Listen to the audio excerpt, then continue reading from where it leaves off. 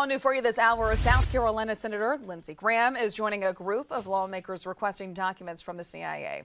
And it comes after a whistleblower testified that experts were paid to change their conclusions about the origins of COVID. Reports show that 7 CIA members were assigned to a team to investigate the virus's origin, and 6 of those officers concluded that the virus likely originated from a lab in Wuhan, China. The whistleblower says that those 6 CIA officers were paid to change their opinion to instead support the conclusion that the virus came from an animal. Following the testimony, several representatives have sent a letter to the CIA asking them to release all documents involving the investigative team. The CIA says that they are looking into the accusations and take them very seriously.